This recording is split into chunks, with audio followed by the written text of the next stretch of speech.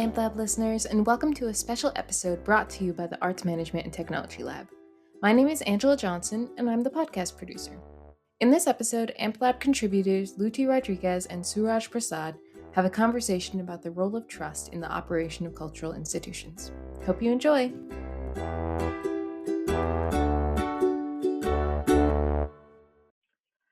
Hello, everyone. I'm Lutie, and I've been researching cybersecurity and how that relates to arts organizations. Hi, everybody. I'm Suraj Prasad, and I have been reading up a lot and researching about crypto economies and trying to locate whether crypto economies could help building a future society. Today, we're recording a podcast for the Arts Management and Technology Lab about that research we've both been doing in the past few months, specifically how both of those topics relate to trust. So, Suraj, I have to ask you, when was a time you lost trust in someone or something? To be honest, Lutie, it sends me back in my childhood, maybe things that would seem very trivial right now. But if you were to go to a shop with a dollar bill and buy, let's say, a chocolate, and it wouldn't taste the way you wanted it because you were too young and you didn't remember the name of the chocolate that you liked, maybe, but you could just point to something. And that would often lead to a sense of confusion about whether I made a mistake or whether the other person made a mistake. And that what it would result into was that the next time I would have some pocket change, I would probably go to another shop, not the first shop, because I felt like maybe that chocolate wasn't something that I liked. So I couldn't build the sense of trust going to the same shop maybe every time. But that's what I think about loss of trust at the smallest scale, perhaps. Yeah, it definitely affects our actions, and often for longer times than we think it should for the small instance it might have been, like going to the store to buy chocolate. I feel like my experience is kind of similar with something that happened when I was younger, and I don't even have like a fully formed memory of it, but all I remember is that I was a toddler, probably very small child, and I would play in my front yard, and we had this neighbor who had really big dogs, like greyhounds, I think, and instead of walking them, he would run them. He would ride his bicycle and the dogs would run following him without leashes. And they would come into our yard also. And so my mom had maybe gone to the garage or something, but I was standing by myself in the front yard and they came running by and one of the dogs like knocked me over and caused, no major damage. But all throughout my childhood, I did not like dogs. Going into people's houses, they made me nervous, even if they were small. So strange how those small instances can affect our behavior. So you basically developed a trust issue with dogs. Yeah. Is that the term we use to identify this? That we have a trust issue with something? A trust issue. Yeah, that's what I would say. Interesting. So related to trust issues, in this episode, Suraj and I will be talking about the large role that trust can play in the operation of cultural institutions, and specifically in the cases of contracts and cybersecurity. So let's start today with an example of how a village in India was able to function solely on trust. So we've all heard about the idea of doors and locks. Of course, we all live in homes where we have doors, and those doors have locks. And did we ever, for a moment, think about why do we have doors and why do we have locks on them? It's because those locks give us a sense of trust that our house and our possessions and our gifts and our clothes would be safe inside that house. If that were to be the case, it becomes peculiar to know about this village in India, which is in the state of Maharashtra, in the Ahmednagar district.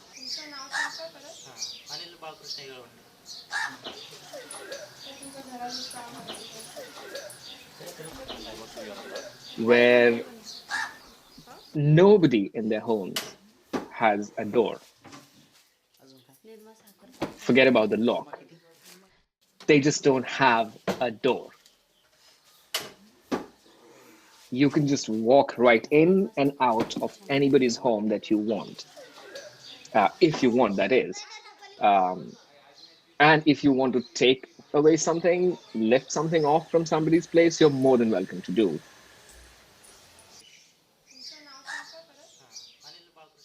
And it's peculiar because the thing that people in this village have trust on is not a lock, but it's a god. It's like a deity in the Hindu religion, in the Hindu mythology. Um, so people believe that if somebody does steal somebody's property or walk into somebody's house when they're not at home, they would actually be persecuted by this god, the deity of Shani. And some of the punishments are rather harsh. So I would say that prevents people from going in, from basically going and doing anything in the village.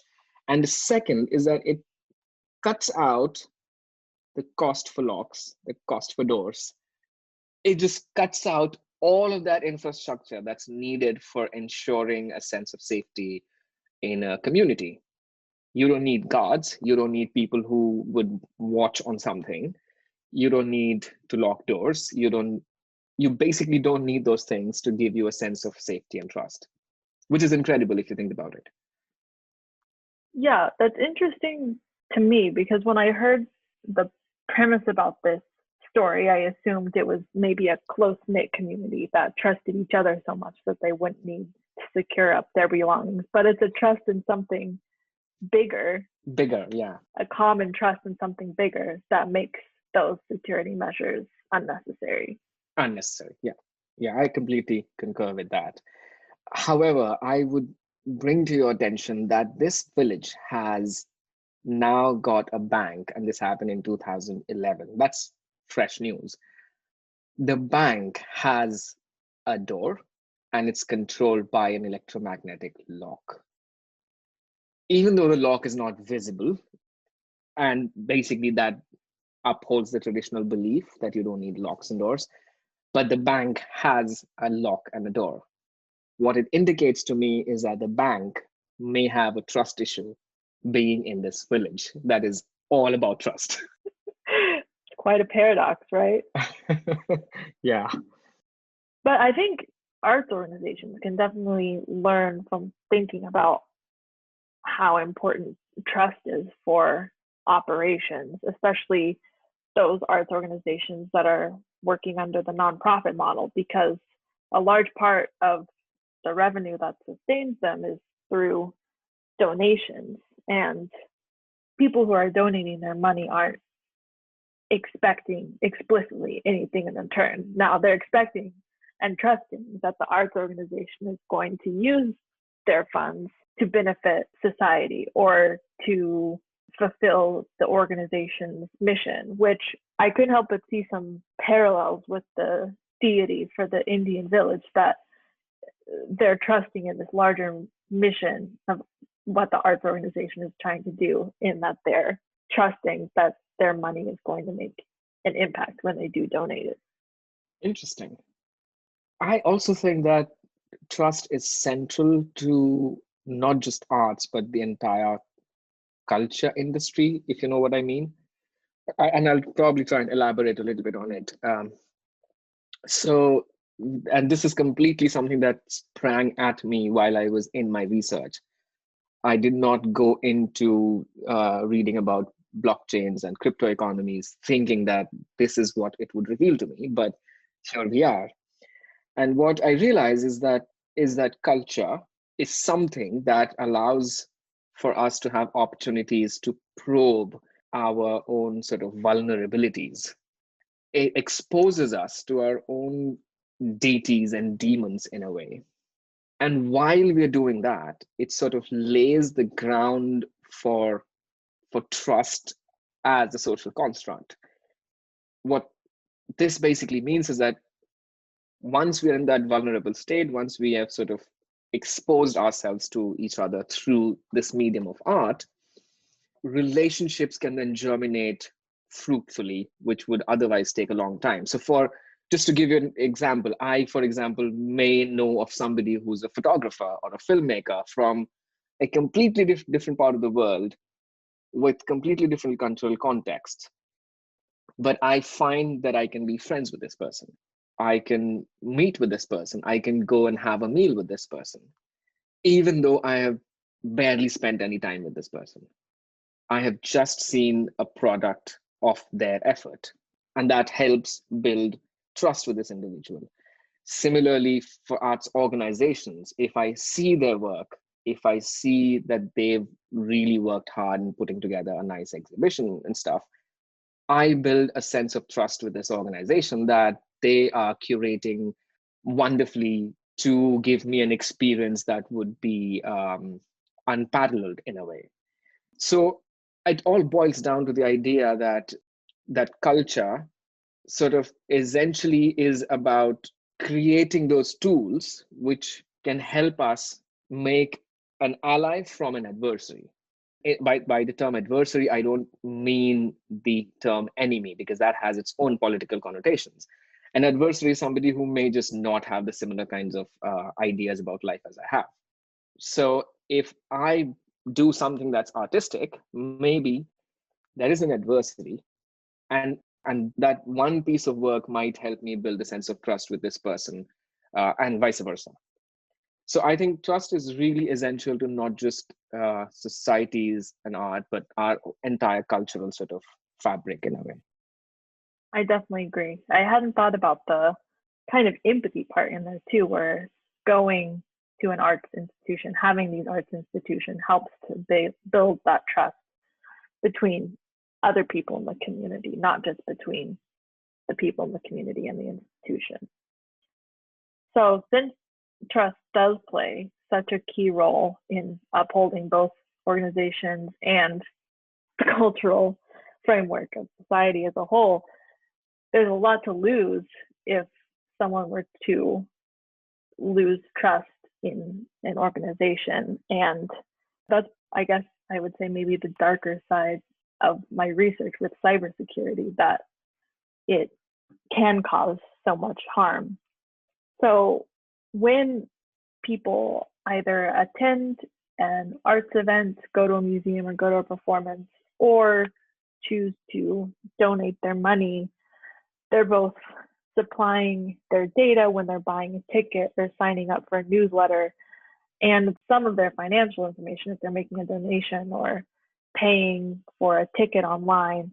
And they trust that information is going to be safe when they do that with this organization. But without strong cybersecurity, that could not be the case in some instances. And that can really harm arts organizations, both practically and then their reputation, which is hard to get back. It's hard to build back that trust. There was a recent example with the cloud storage company Blackbaud. In May of 2020, some months ago, hackers gained access to donors' information from several hundred cultural institutions through a ransomware attack. A ransomware attack is where either the hacker bars the institution's access to their files, takes control of it, and then demands a ransom for that organization or company to be able to get those files back, so that that actor does not share that information with the public or destroy it. So this happened with this cloud storage software company that's widely used by cultural institutions. And luckily, they did act swiftly with paying the ransom to get the files back and protect them from being released to the public.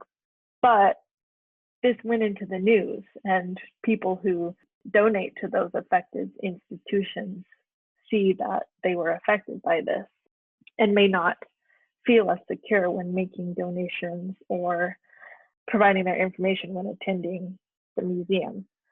And additionally, in an article by ArtNet, a cybersecurity expert named Tyler Cohen Wood pointed out that Blackbaud actually just took the word of the hackers that their copy of the organization's files had been destroyed and not released.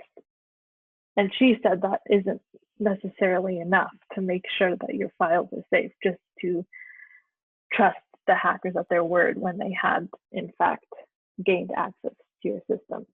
Could you talk about the cost of this? What is at loss here in this case? I think the biggest loss is trust, just because in this instance, nothing was technically damaged, nothing physical, no files were damaged or lost or harmed by being released to the public, but people now have the knowledge that their information is maybe not as safe as they thought it was. So this is a loss of trust, not just for the people involved, but people in general who come to know about this case, this understanding that their information is not as safe as they thought it would be. I think so. Okay. In my research, I've been looking into ways that arts organizations can improve their cybersecurity to give them more peace of mind and also to avoid situations like with the Blackbaud case. And there are three main small steps that I found that can help arts organizations with this. First is just knowing what kind of sensitive data you have stored, what you're collecting and how you're storing it, I think is the first step, because you need to know what you have to know how you have to protect it. And the second would be knowing what security measures both the organization and any third-party software that they have in place are using. Because in the case of Blackbaud, the affected cultural institutions could have had as strong of cybersecurity structures as they wanted, but they were still partially relying on a third-party institution. So reading up on those features when you're employing an outside software is important. And the third is also communicating with employees about what safety measures are in place and what role they play, because a lot of breaches to security just happen by some sort of human error. It's not always the technology at fault. Suraj, do you have any other solutions for arts organizations looking to increase their public trust? I do, and I think we're also missing something that is essential to not just arts organization, I would say, to any relationship, and that is a form of contract that we enter into when we build any relationship.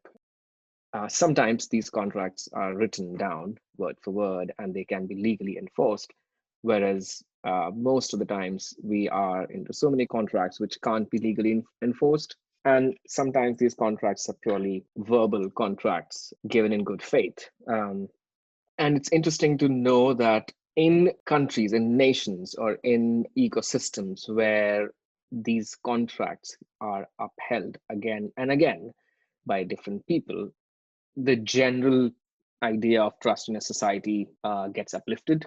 But in nations and economies and cultures where these contracts are not maintained, where these contracts are not enforced, or there is no repercussion for not holding the other side of the contract or the bargain, it results into a lack of trust. And we have seen examples of this happening in the last just about 2 years. We don't need to go back in history that much. So if we try to understand what a contract is, and then we try to bring it down to the applicability in our industries, I think the idea of smart contracts is really something that we can look at. And that first, it involves the idea of transparency, where once it has been written and once parties have agreed to it, the terms, conditions cannot be revised, cannot be changed. And then it also reduces the idea of latency, where if a contract has been fulfilled by one party, when one party upholds their bargain, the contract assumedly has reached that maturity.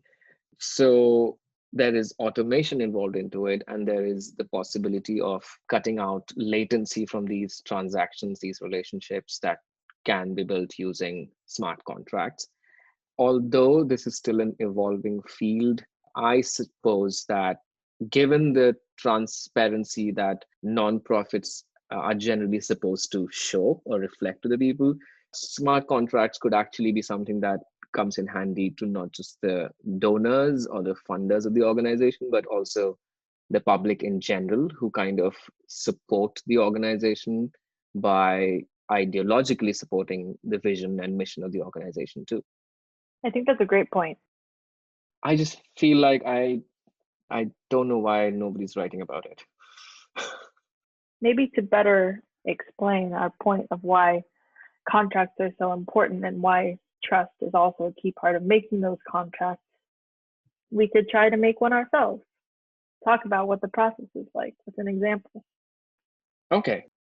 So when we started talking about this podcast, we both entered a contract where we were both going to uphold our ends of the bargain, do our own research, and bring in material that's fresh and exciting and insightful to our listeners.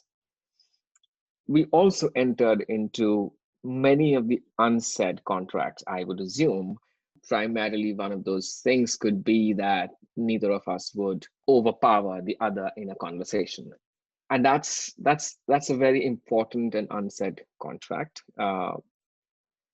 And if there is no way to enforce that contract, then I think this would be the last time we would ever do a podcast episode. And you can correct me if I'm wrong. I think that is the case. If you were to majorly break an unsaid contract that we had to not overpower part of the conversation, we would never do a podcast again.